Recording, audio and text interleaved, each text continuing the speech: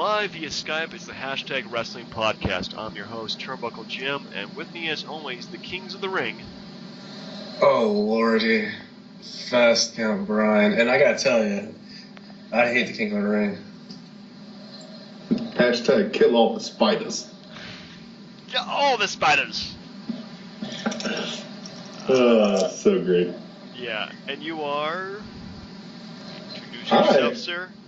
I am hashtag kill all the spiders. No, I'm Turnbuckle. No, that's you. I'm Titantron. That's me. Titantron Tim. All right, folks. So we have a pretty action-packed show for everybody. We have our review, I guess, of Extreme Rules. I guess that was the pay-per-view they had on this week. I can't even tell anymore. It's kind of lame. Then followed by our review of Monday Night Raw from last night, and then finally our top 5 matches for wrestlers that were picked out for us. Yeah. Now, I had Shane McMahon, so wrestler quotation. Who did you have, Brian? Brutus Beefcake. Oh my God, you were really challenged. And you, Tim? I had quote the Raven, nevermore. So this is kind of a very eclectic selection of wrestlers. So should we go into Extreme Rules 1990? Oh my God, 2015. Sure, I mean, we'll go about as far as you were before you fell asleep. That was like 2 matches in before. I actually didn't fall asleep. I just actually decided, you know what, this show is kind of shitty. I don't want to watch it. I'll watch it later. I never did. I tried watching it during Raw. That didn't work out. So I just kind of read the reviews online, and, you know, I'm not going to really give my opinion too much, except for the booking, not actually the matches themselves. But yeah, apparently the show was very mediocre at best, and sadly the best match apparently was Roman Reigns versus Big Show. I called it. That's not fair. Anyway, let's go ahead and get started. We had one big change on the card. So the opening match was actually Adrian Neville versus Bad News Barrett, actually getting his first big win. You know, okay, do you have the predictions handy? I do have the predictions handy. Outstanding. So our prediction for this can be thrown out the window, because anyway, we all had Daniel Bryan. Well, then we should all get the win because we had Barrett losing. That is true. All right, I'll give us all a win then. All right, one in the W column. I just don't know where they're going with Neville. Like he's good, but where's the ceiling? The ceiling is the World Championship, which we'll have within 2 years, I'm predicting. I'm that bold on him.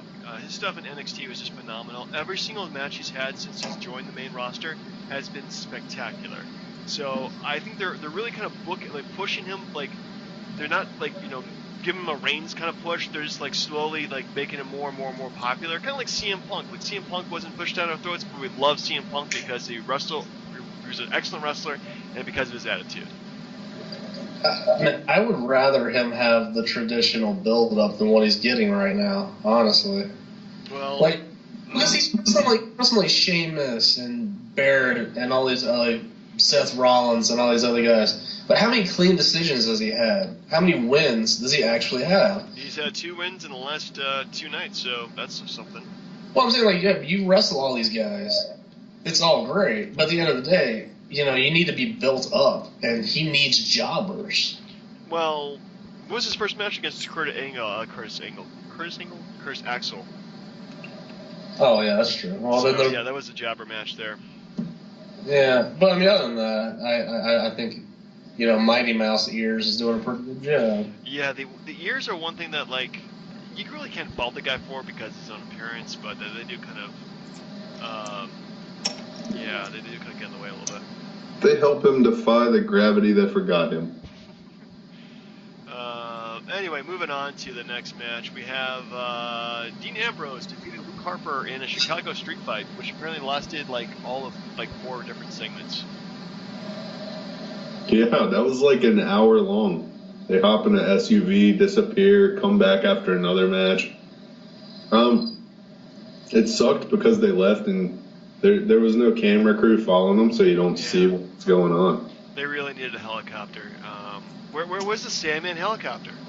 Well, not even that. Like, think about like WrestleMania 12 when they had like, Roddy Piper on the phone when he was on the interstate chasing down Goldust. I mean, give us something like that. Yeah. Just don't leave us for an hour and then come back and then actually finish the match. Like, what the hell?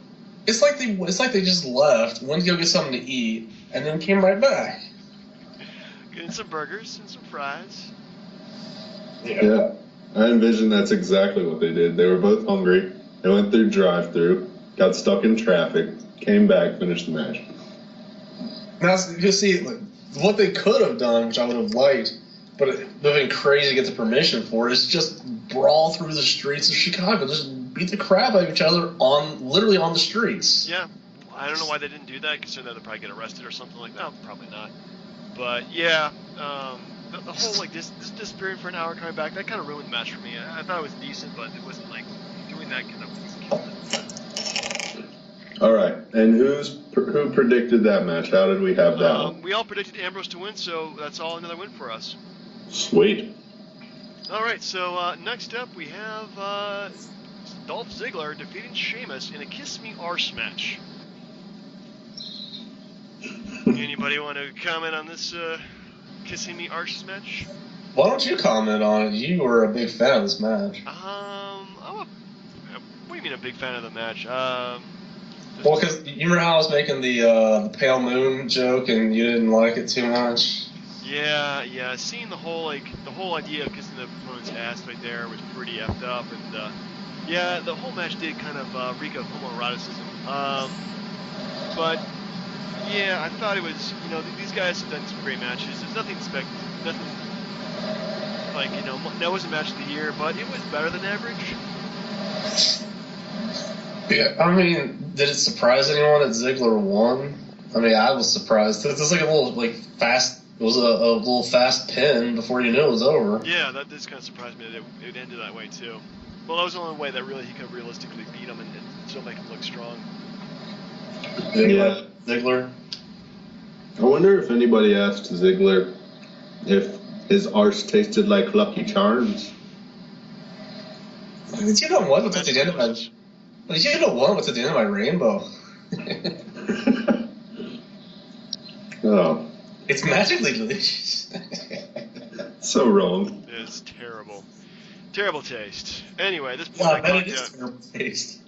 So, anyway, after this point I conked out, and we have next the New Day somehow defeated Tyson Kidd and Cesaro to win the championship belts.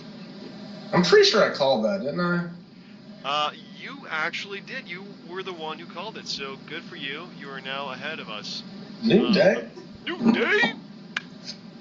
It was very surprising. Like, I don't know what Cesaro and Kidd did to piss him off, but like, it's not exactly like, New Day had this big roll of momentum going to win the belts. Yeah, if anything, they had anything but momentum, really. I mean, I don't know how these guys are even still like together, considering that the whole thing is just kind of not panned out for any of them, really. Yeah. Giving them the belts at this point is their push. Now they're going to get a push.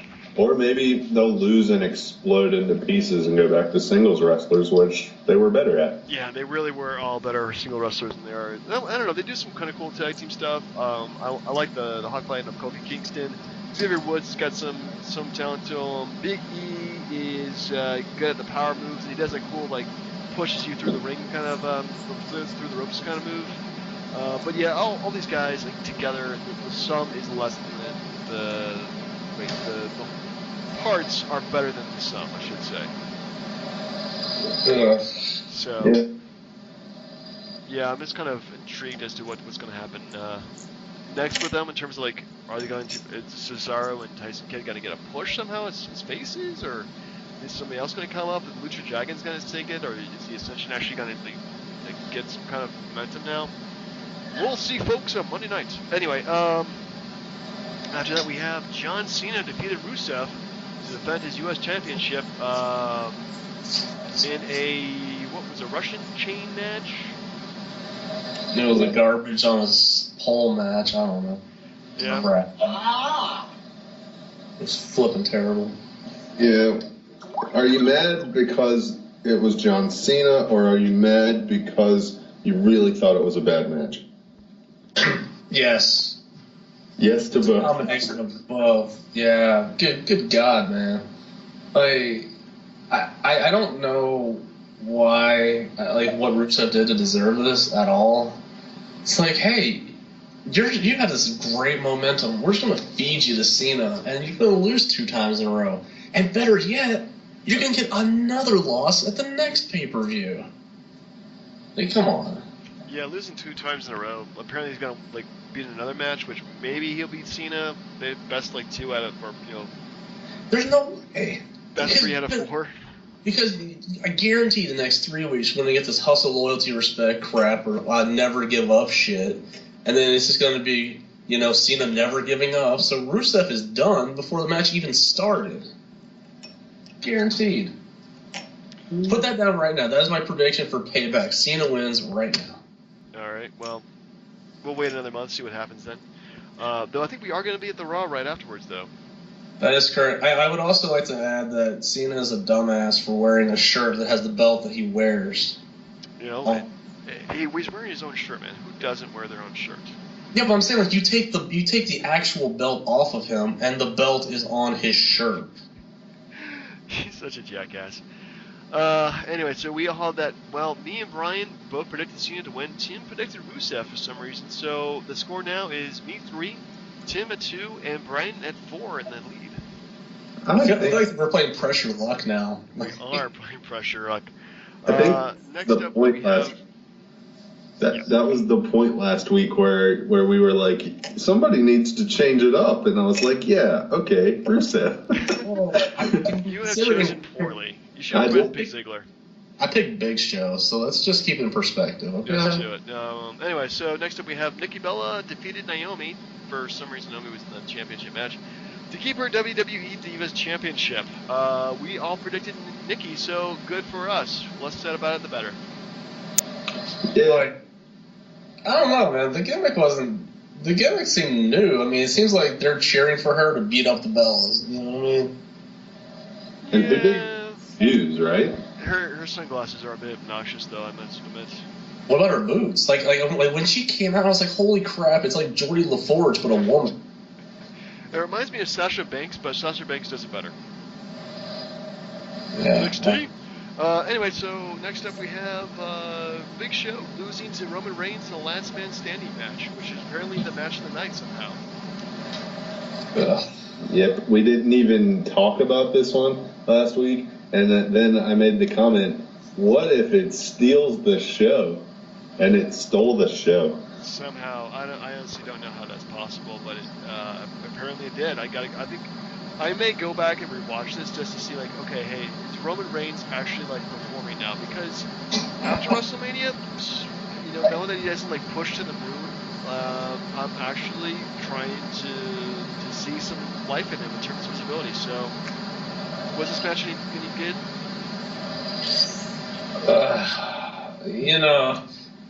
It was given match of the night because that was the whole point. They wanted him to look good. And somehow, I don't know how it happened. Maybe he had a 4-leaf clover up their ass or something. I don't know. Lucky horseshoe, whatever. I don't get it. And the fact that this is the best match in the pay-per-view is going to reflect in the grading big time. True. Tim, any thoughts? Yeah, I got a lot of thoughts on this one. It was great. It was cool to see the Big Show actually compete like a main event athlete instead of just a big jobber. It was awesome that they destroyed everything. I mean, there were tables, guardrails, all kinds of stuff just smashed throughout the arena, and it was an epic match for the pay-per-view, and I was very surprised. Huh. Well, it definitely sounds worth watching then. Anyway, so this Reigns was picked by me and Tim, and then Brian had the Big Show. So score now is Tim 4, me with 5, and Brian with 5. I had assumed that the feud would continue, and how wrong I was. Yeah, well, we'll see. I don't think the show is going to be around for a little while, actually. So next up we have the main event. Seth Rollins defeated Randy Orton by escaping the cage in a steel cage match to retain his WWE World Heavyweight Championship. And this is being defended on a regular pay-per-view now. Yeah. Brian, what did you think of this one? I'm curious. Does anyone else have a problem? Like, you know how, like, you know, no one's ever happy, no matter what? Like, I kind of feel like people bitched when Lesnar was gone, but it brought, like, intrigue when he was there, and now you're getting the belt every pay-per-view. It's like, is it good that it's defended every month now? I don't know. But as far as the match goes, it was freaking terrible. Just because I'm not a fan. I'm tired of the Authority. Like, I'm tired of Kane. Tired of J&J Security. Like, I know Rollins is like a squirmy heel and he needs, you know, to cheat whatever way to win. But I'm just done with the Authority. Like, it's the worst thing I've ever seen. Agreed. I wouldn't mind if the Authority went away tomorrow. Yeah. Yeah. See, the thing that I hate about it, personally, is they get involved in every match. And I know, since the dawn of time, every heel has a manager or something that can interfere. Well, not every heel, but most of them. But I'm tired of seeing these matches that have so much potential and they get ruined by some sort of crappy outside interference. Or let's say we ban an RKO and then use it to win against the guy who does it. Just a weak main event, in my opinion. And then the whole conflict of Kane, unless Kane like turns face and feuds with Rollins for the belt for like a month or something, this whole bitterness, you know, is pointless and stupid. Yeah, no argument here. I think it is a really dumb feud that for some reason that just keeps on moving around. And you see it the next night on Raw too. It just annoyed. Anyway, so we all picked Seth Rollins to win that match. So the final score is me with 5, Brian with 5, Tim the only loser with 4. So did we decide on a punishment for me? I would like to do the punishment of you pick a WWE film of your choice, and next week you have to review that for us. Okay, I can do that. I think, do I have to pick it now so our listeners will have an idea of what I'm going to be reviewing? Sure. I mean, I would love you to say, like, Marine 4, you got to go watch it, but that would be really bad. Yeah, chances are I'm probably not going to buy that. So, in memory of the Big Show, since he died at Extreme Rules, I think I'll watch that Knucklehead movie and see how extremely crappy it is. All right. Well, that is your assignment to do that, and that will be your special homework for the week on top of the regular work we have to do. So anyway, overall, guys, I can't really rate the pay-per-view because I didn't watch all of it. What I saw was pretty much average pay-per-view fare. But Brian, what would you rate it in terms of letter grade? I want to give it ES for extremely shitty. Okay. I can't top that. I just can't. I got to go with a regular grade. I'll give it a D because it did have some highlights, but other than that, it was kind of mediocre. Okay, definitely mediocre then. I'll go with that. So next up, Raw from the next night. We're not going to do this blow by blow, but we're just going to throw out what we love, what we hated, where we think things are going. I'm going to start with myself. Things that I liked about it. Well, I can't say that I love the fact that they spontaneously decided to do a King of the Ring tournament in April, because that's incredibly stupid and short-sighted. But I do like the fact that they're actually kind of giving it some degree of booking. And I like the fact that they had everybody kind of had their own, like, well, if I was king, blah blah blah blah blah. So King get rid of spiders, King no tear-ups of nail, and I liked Andrew Neville versus Luke Harper. I thought that was pretty decent.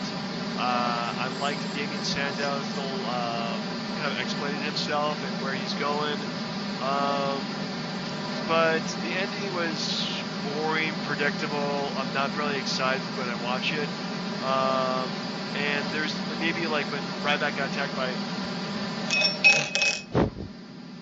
Excuse me. Oh my goodness, almost had a sneeze there.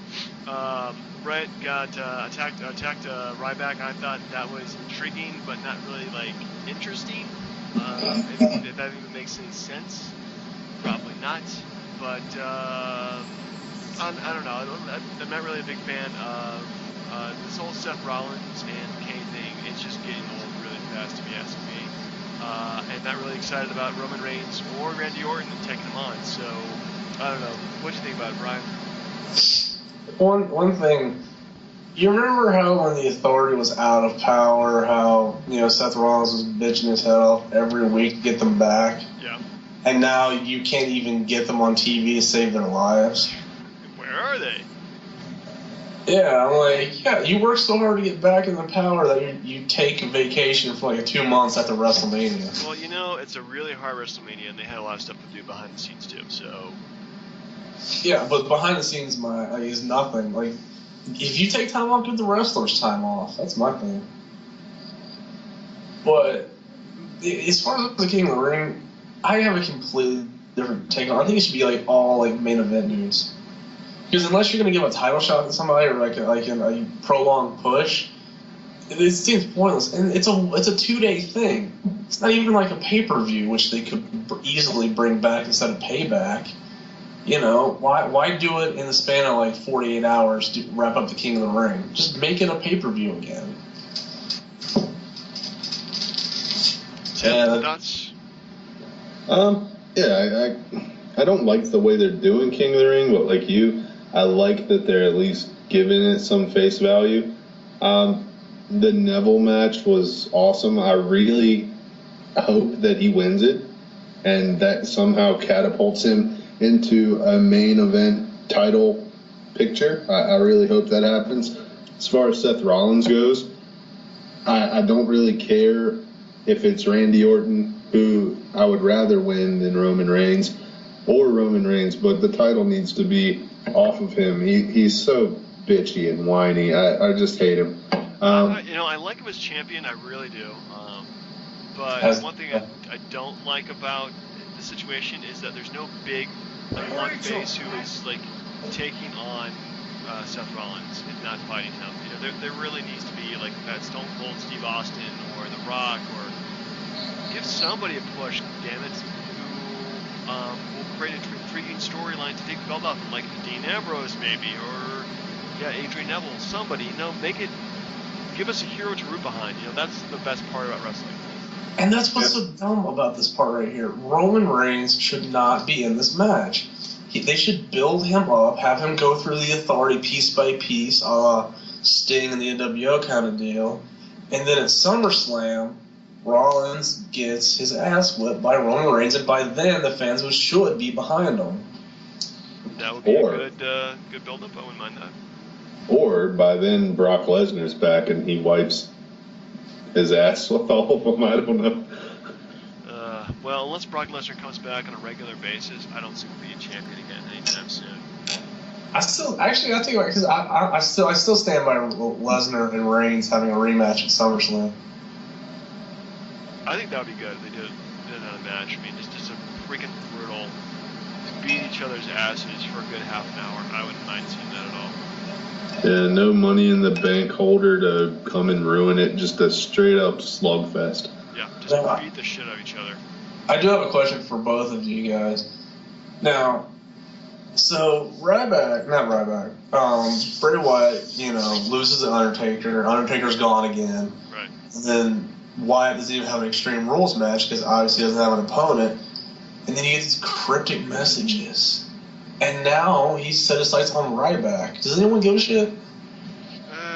It's like they're just giving him something to do for the time being. I think the reason he was gone for a while was because he was injured, actually. After actually before the match with Taker. So, that's a pretty legitimate reason for being gone. But yeah, give him Ryback. I don't know. Like, they really haven't done anything with Ryback since Survivor Series. So I don't know.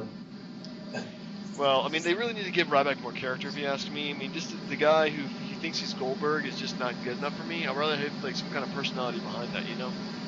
Does he do Chef Boyardee commercials? Because that'd be awesome.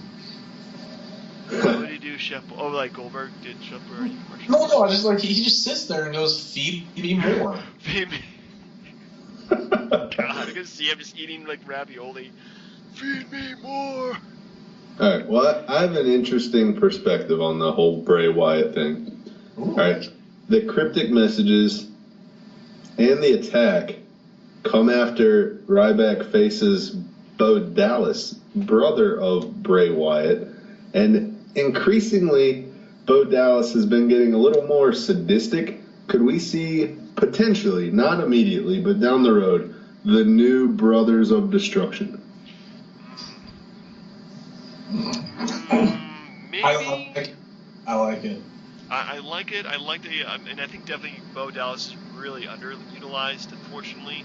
And I would love to see him like tagging up with Bray Wyatt. So maybe Bray and Bo will become some kind of action. Maybe that will work. They've already got the catchphrase in line. You could call it like "Believe the Buzzards." Boom. There you go. I don't know if I like it, but it's true. They got it. Yeah, I mean, they could totally use it, but it sucks. Well, or just bring back the Wyatt family together, do a whole Ministry of Darkness, and just kick everyone's ass. That would be good. I would not mind that at all. Yeah. Eric Rowan is like, you don't see him anymore. Luke Harper's kind of just a big guy that sometimes wins, sometimes loses. Get the family back together. Bring Bo into the fray. And start dominating people. I can totally believe that. They need to bring in like a creepy-looking chick for Sister Abigail or something. Ooh, that would be cool. But I don't know. Well, maybe we can wait to bring in some chick from NXT. Ooh. Maybe they can bring in Bailey. Bailey as Sister Abigail. I don't know. Bailey is just too cute to be Sister Abigail. You know. She's like a stuffed animal. Well, if she was like creepy, but with the stuff, oh yeah, creepy, cute, that would be cool.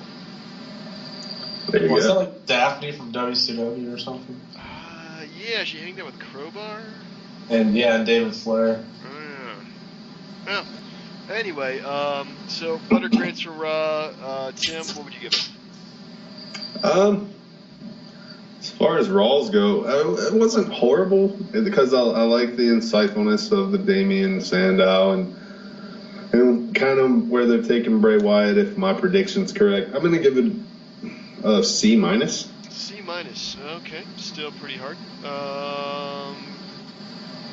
What would you give him, Bry? I'll give it an A. Really? Why not? Neville's fantastic. That's all I cared to watch. The rest of it's garbage. So, but Neville enough. Neville. Is an A. Okay.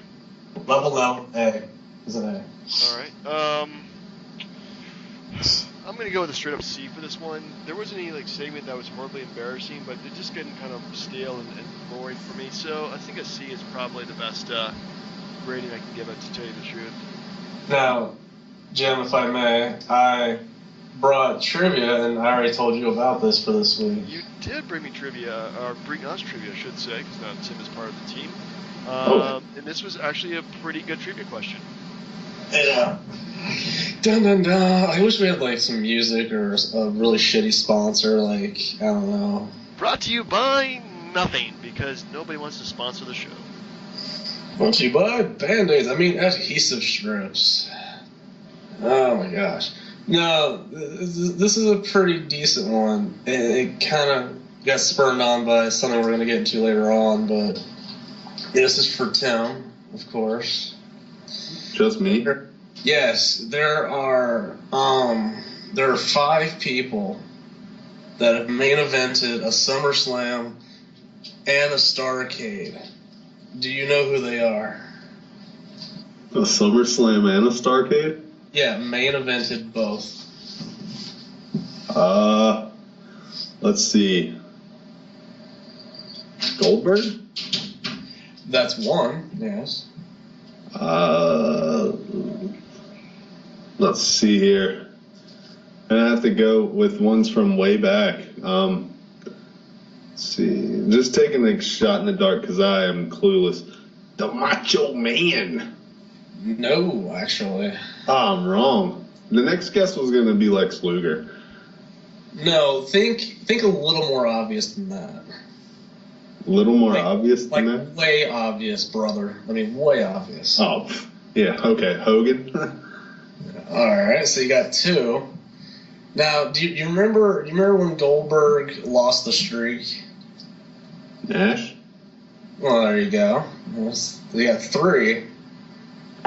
Now, do you know who Goldberg fought the next year at Starrcade? Bret Hart?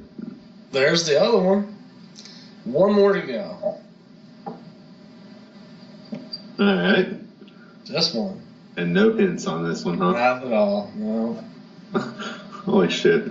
I'm clueless, man. Okay, fine. It's the guy you gave me for this week. Brutus. Yeah, think about that Hall of Fame list right there. You got like Nash, Hogan, Hart, Goldberg, and Beefcake. He main evented a Starrcade? Yeah, 94 as the Butcher against Hulk Hogan. When he was with Dungeon of Doom. No, actually, before Dungeon of Doom, wasn't it? He had Jimmy Hart as his manager, I think. Or Kevin Sullivan? No, it was Kevin Sullivan, I think. Okay, maybe it was before. Because he came out as like Zodiac for... You know what? The less said about this, the best. So, let's move on to our top 5. Top 5? I'm horrible at trivia. Give me a warning next time. Yeah. But you did pretty well. It's good. It's good stuff. It's good times. Alright, so top 5s? Top 4? I'd like to go with Jim because he works so hard on his Shane McMahon list. Yeah, I really kind of crapped on this list. I really wanted to go back and watch all these matches, but fortunately, just didn't have the time to do that. So I think I've seen some of these matches. I have not seen some of these matches, but I'm just going to go kind of wing it.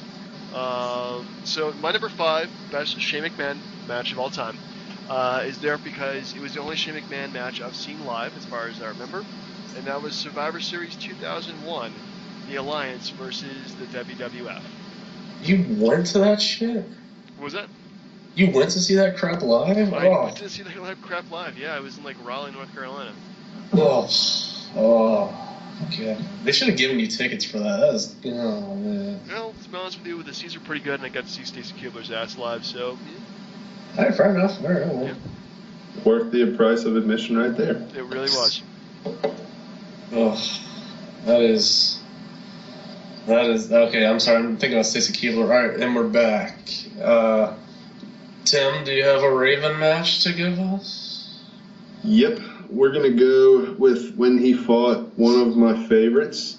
It was also a loss for him, but I like it just on sheer value that my guy went 75-0 and won the United States title. I'm going to go with Raven versus Goldberg in '98 on Raw. Huh. Nitro. Crap. I was going to say, like, what the hell?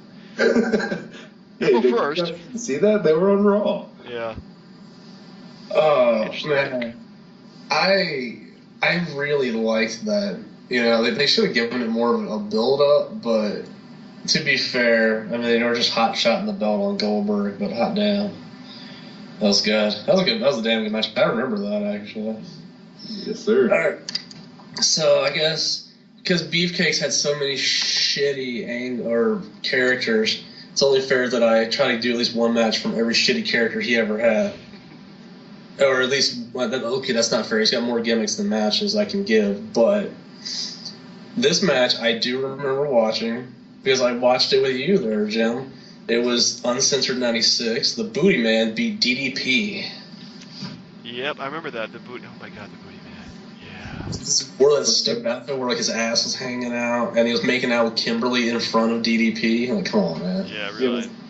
Was that the match where the winner got to keep Kimberly or something? No, I think it was for a belt or something, maybe.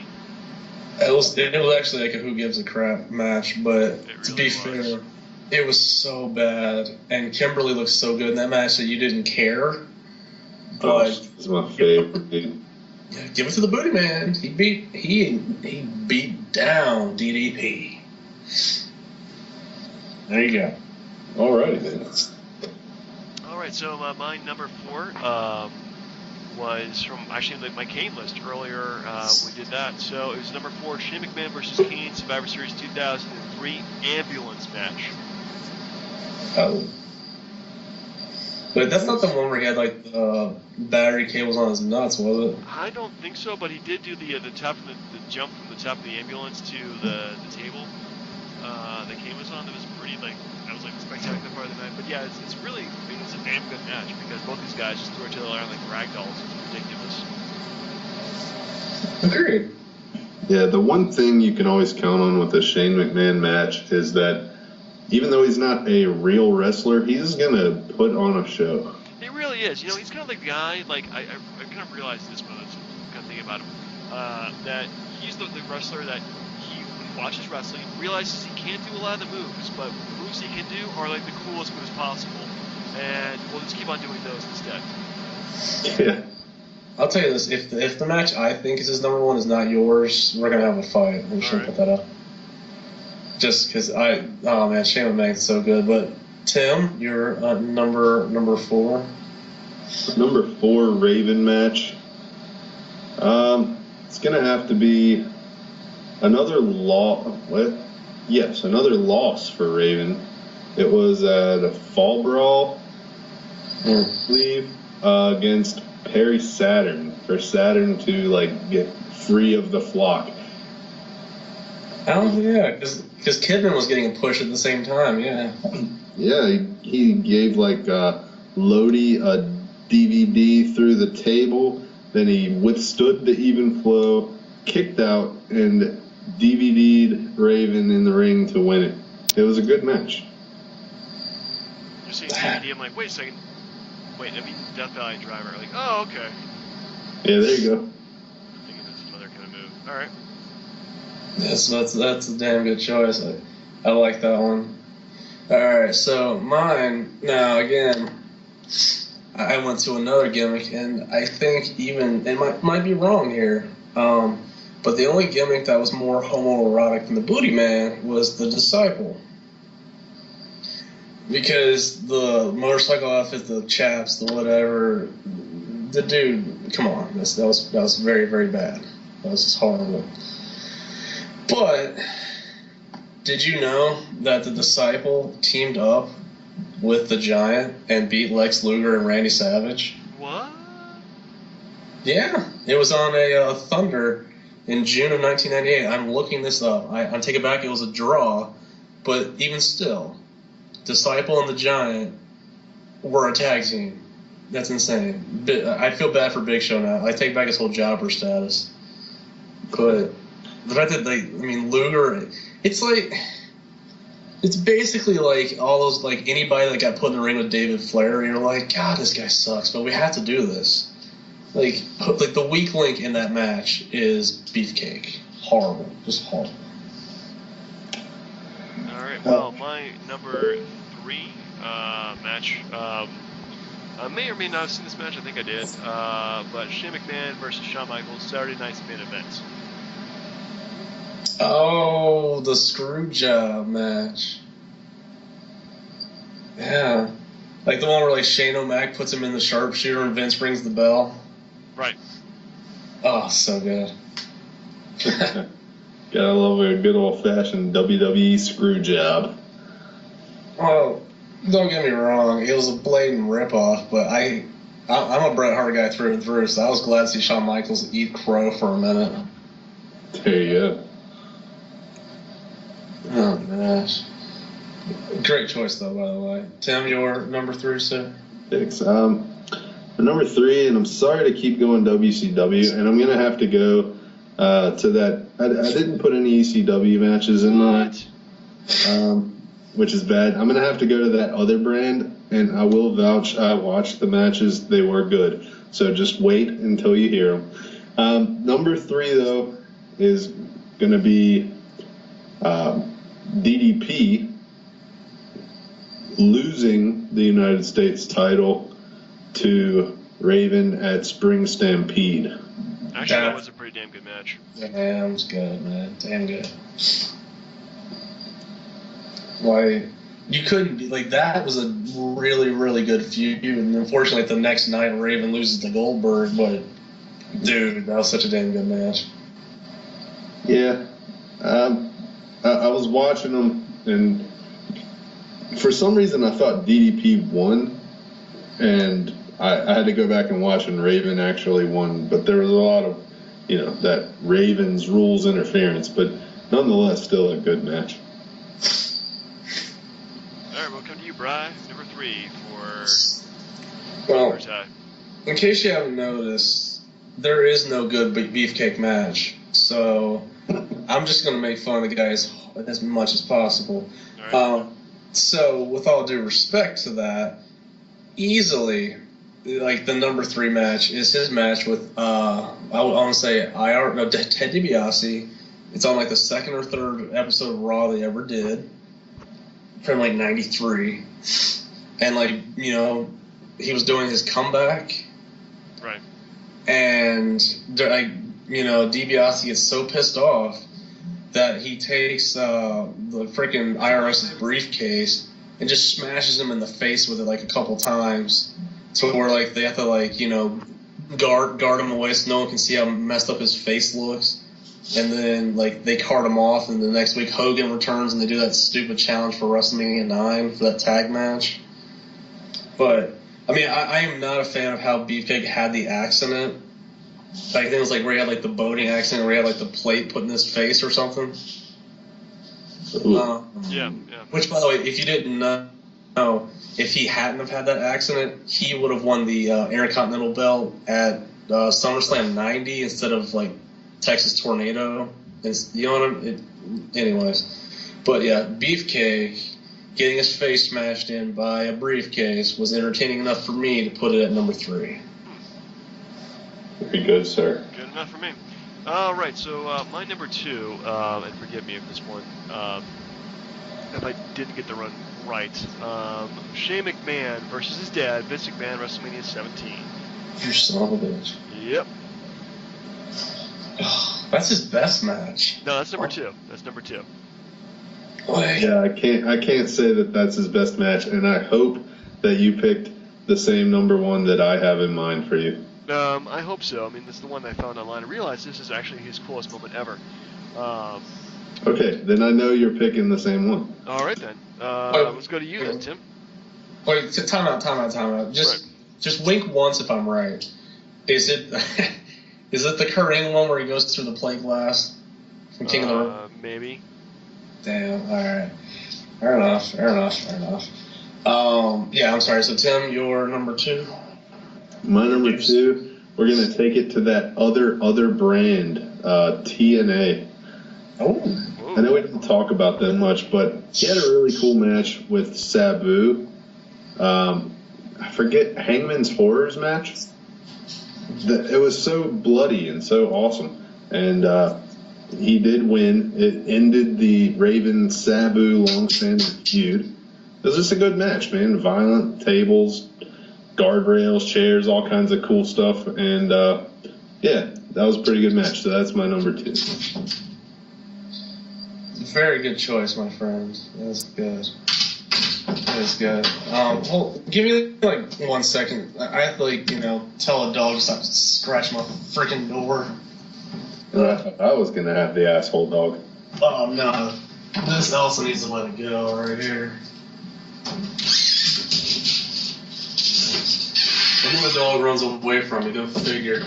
All right. So anyway, number 2, easily the best match the man's ever been involved in, and that's the Hogan Beefcake versus Macho Man and Zeus, or Debo, from SummerSlam '89, the one where everyone is shocked about Miss Elizabeth exposing her yellow polka dot bikini or something. I thought that was 88 with... 88? I thought that was 80 with DiBiase and Andre, right? Yeah, that was when she ripped up her skirt, showing her panties, which is great.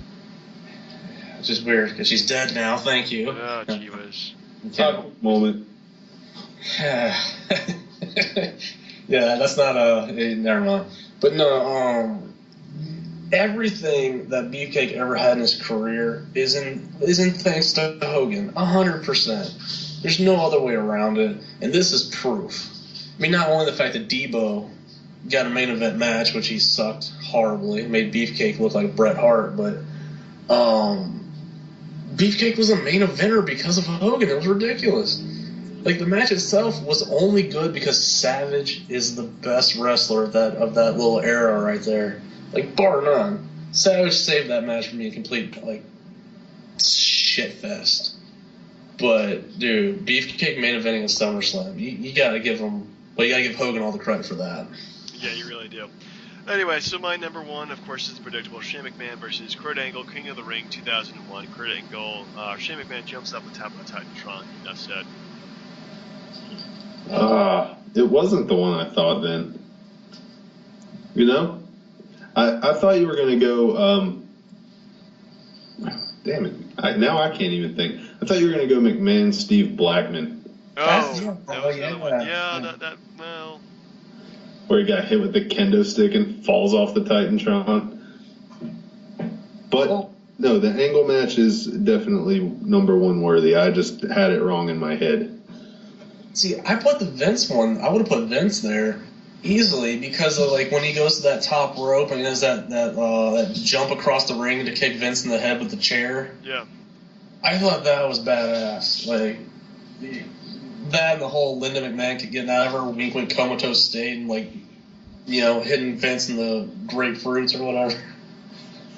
Grapefruits. It's such a good match. But a good choice, sir. Very good choice nonetheless. Thank you. And by the way, I think it speaks a lot to Shane McMahon that, you know, so about him being a promoter's son, but he had a lot of good matches. He really did. You know, again, he was a guy who realized he really couldn't wrestle, but he could do some awesome moves, and that was enough to carry the match. Yeah, a close runner-up would have been his match with X-Pac at WrestleMania, which he had the European belt at the time. Yeah, retired it too. Holy crap, yeah. Yeah, it's insane. Tim, number one, sir. All right, my number one, it's, again, two ECW guys, but bringing it back to TNA. There was something I'd never seen before, but upon research, I found something called a Clockwork Orange Funhouse match. And that was with Raven and the Sandman.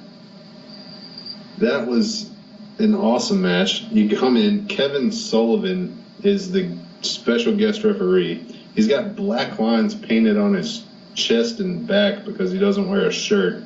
He has the word violence spray painted like across his chest. And instead of refereeing the match, he just points out weapons and helps them beat each other to death with anything hanging from the ring. The match ends with Raven throwing Sandman off a balcony through 3 tables, and Raven is bloody as hell. At the end, after he won, he's calling out Jeff Jarrett for the title, and then the video ends, so I don't really know what happened then, but it was a damn good match. Well, you say so. I'll tell you one to look up. It's like Raven fights like Abyss. Oh, they beat the holy hell out of each other. It's so good. But that's actually a really, really good choice. Another underrated one, which I think no one is ever going to remember, is when he fought Nash one time. And it was like the Flock versus the Wolfpack, and like all hell just broke loose. I saw the one where he fought Nash on like a Thunder, and I think so, yeah. There were Nash power bombs, and every time he power bombed somebody, he got fined $50,000. Nice. Oh. All right, so Brian, number one beefcake match of all time. Well, I mentioned this earlier when giving the hint away, but clearly, how can you not, give Beefcake the respect he deserves as a professional wrestler, because he main evented a Starrcade. I mean, think about it. Like Flair, you got Hogan, you had like Sting, Dusty Rhodes, like Harley Race, those guys, and Beefcake, like as the Butcher against Hogan. If that is nothing to show how much stroke Hogan had in WCW, nothing will. Like, the show was terrible. The match was crap. They dropped the Butcher like right after that for the Zodiac or whatever horseshit they could think of. But again, I feel bad I'm making fun of this guy, but he would not have a career if it wasn't for Hogan. And he's not good. Again, he makes Disco Inferno look like Shawn Michaels. With all due respect to Disco. But my God, it's so bad. So bad. The worst Starrcade pay-per-view main event they ever had. So thank you, Beefcake, and thank you, Hogan. Indeed. All right. Well, for next week, what do you guys want to do? Actually, I think it's Tim who's. Is it your call? Is it? No, actually, it's not my call. Because this was Brian's idea. Mine was the week before that, so it's your call, man. Top 5 list. It is mine. Huh. Okay. Top 5. No pressure. No pressure. Yeah, no, it's rough to come up with one on the spot. I didn't know this was. See, we've done finishers. We've done. I'll tell you what. I've heard Brian say before I joined this squad how you guys have done this before, but since I'm here, let's just do, and we'll probably have predictable ones, and you're welcome to change them up if you had the other answers before. Well, let's do top 5 favorite personal wrestlers, like your personal favorite of all time, top 5. Oh, so you like our boys top 5. Okay, I'm down with that. I'm gonna make it a little different for me. I gotta at least have one person from every old federation that they had. Okay. At least one. So like one ECW guy, one WCW guy, one okay. WWE guy, one WWF guy. I'm not saying that's what everyone has to do. I'm just saying that's what I am going to do for mine. All right, sounds good. Yeah, I actually like that. Let's twist it up a little bit. It'll be my idea / Brian's innovation. Let's say your top 5. It's got to be one favorite from each brand. Well, are there 5 brands? We got WCW. TNA, I guess, but I mean, Yeah, Jim doesn't well, want to. that's questionable, but yeah. Let's just do top 5. Our favorite wrestler from each major. It doesn't even have to be a top 5. It could be WWF, WCW, ECW, TNA, and yeah, that's about it. All right, sounds good to me. Anyway, so for the hashtag Wrestling Podcast, I'm Turnbuckle Jim. Fast count. Titantron. Man, you guys are really enthusiastic about this. Anyway, folks, have a good night. We'll see you next week. Fast count. Fast count. Fast count. Fast count.